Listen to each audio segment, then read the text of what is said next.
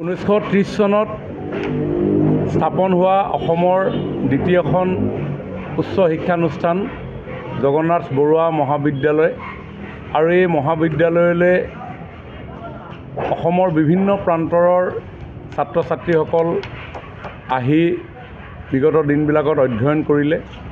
দূৰ দূৰণিৰ পৰা অহা ছাত্ৰ ছাত্ৰীসকলক ইয়াতে থাকি অধ্যয়ন কৰাৰ সুবিধা পৰৱৰ্তী সময়ত মহাবিদ্যালয় কৰ্তৃপক্ষই ছাত্ৰাবাস আৰু ছাত্ৰীনিবাস স্থাপনৰ জৰিয়তে এই সুবিধা প্ৰদান কৰিলে আৰু কেইবাটাও দশক জুৰি ছাত্ৰাবাস ছাত্ৰীনিবাসত তেনেধৰণে ছাত্ৰ ছাত্ৰীসকলে থাকি অধ্যয়ন কৰি বিভিন্ন সময়ত বিভিন্ন ধৰণে এতিয়া জীৱনৰ গুৰুত্বপূৰ্ণ সময়সমূহ অতিবাহিত কৰি আহিছে। হোম এৱে ফ্ৰম হোম, ঘৰৰ পৰা আঁতৰি থাকি অন্য এটা ঘৰত থকা সেই যি আমেজ, সেই আমেজ মই ভাবোঁ যে ছাত্ৰাবাস বা ছাত্ৰীনিবাসত নথকাসকলে কেতিয়াও অনুভৱ কৰিব নোৱাৰিব। য'ত ঘৰৰ শৃংখলাবদ্ধতাৰ পৰা আঁতৰি অচিনাকি এখিনি সমবয়সীয়া ছাত্ৰ ছাত্ৰীৰ লগত থাকি কেনেধৰণে ভাতৃত্ববোধ, নিয়মানুৱৰ্তিতা, শৃংখলাবদ্ধতা অকলশৰে নিজৰ জীৱনটোক ছাত্ৰাৱস্থাত গঢ়ি তুলিব পৰা অভ্যাস, এনেধৰণৰ বহু অভিজ্ঞতাৰ সন্মুখীন হোৱা স্থানেই হৈছে ছাত্ৰাবাস বা ছাত্ৰীনিবাস। আৰু সেই ছাত্ৰাবাস ছাত্ৰীনিবাসৰ অভিজ্ঞতা, স্মৃতি, সুখদায়ক দুখদায়ক সকলোবিলাক আছে। আৰু পৰৱৰ্তী সময়ত সেই অভিজ্ঞতা লৈ জীৱনৰ বাটত সকলোবিলাকেই বাট বোলে আৰু পাহৰিব নোৱাৰা সেই 2টা বৰ্ষ বা 3টা বৰ্ষ বা 5টা বৰ্ষ সদায় মনৰ কোনোবা এটা কোণত খুব সুন্দৰভাৱে সংৰক্ষণ কৰি ৰাখে। আৰু সেইকাৰণে যেতিয়াই সময় সুযোগ পায় এই হোম এৱে হোমলৈ আহিবৰ কাৰণে সকলো উদ্বাউল হৈ পৰে। আৰু আমি জগন্নাথ বৰুৱা মহাবিদ্যালয়ৰ ছাত্ৰাবাস ছাত্ৰীনিবাসৰ আৱাসীসকলো আমি তেনেধৰণে চেগা চুৰুকাকৈ এই স্থান পৰিত্যাগ কৰাৰ পিছতো আমি ইয়াতে পদাৰ্পণ কৰোঁহি। সময় সুবিধা বিভিন্ন ধৰণৰ অসুবিধাৰ কাৰণে কেতিয়াও আমি একেলগ হোৱা নাছিলোঁ, কোনেও কাকো নাজানিছিলোঁ।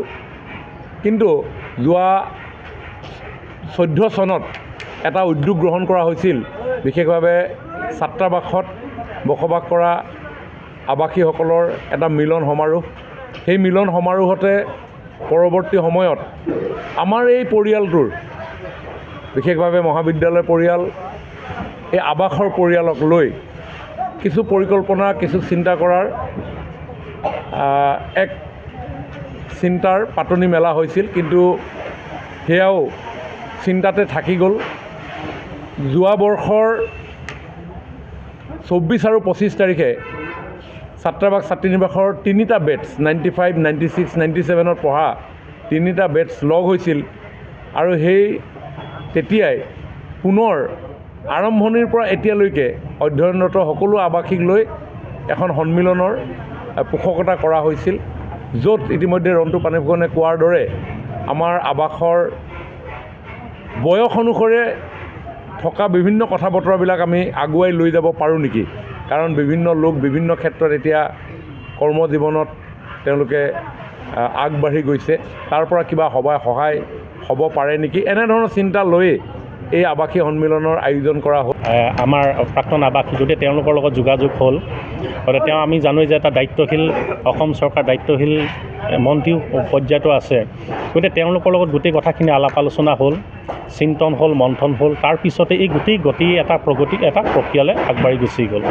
আৰু খুব ক্ষিপ্ৰতাৰে তেওঁ এই দেখিছে মুখ্যমন্ত্ৰী ডাঙৰীয়াৰ লগতো আলাপ আলোচনা কৰি খুব ক্ষিপ্ৰতাৰে এই যিবিলাক আন্তঃগাঁথনি আছিল, তাৰ পৰা সেই বন্ধ হৈ যোৱা গেটখন, ইয়াত যি ধৰণৰ এটা কদৰ্যময় পৰিৱেশ আছিল, তাক আজি এটা সুন্দৰ ৰূপত আগবঢ়াই লৈ যাবৰ কাৰণে তেওঁ কষ্ট কৰিলে। আৰু সেইখিনি আমি আজি তাৰিখত ইয়াৰ ফলাফলটো আমি সকলোৰে আগত দেখিছোঁ। গতিকে আহিবলগীয়া সময়ত 24-25 তাৰিখে প্ৰায় 600-700 মান আমাৰ প্ৰাক্তন আৱাসী ইয়াতে উপস্থিত হ'বহি।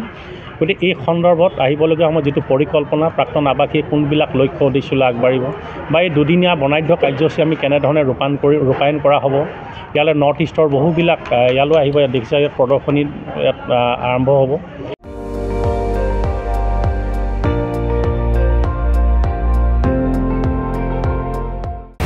আপুনি চাই আছে ND24 সৰ্বশ্ৰেষ্ঠ নহয় সৰ্বোত্তমৰ দৌৰ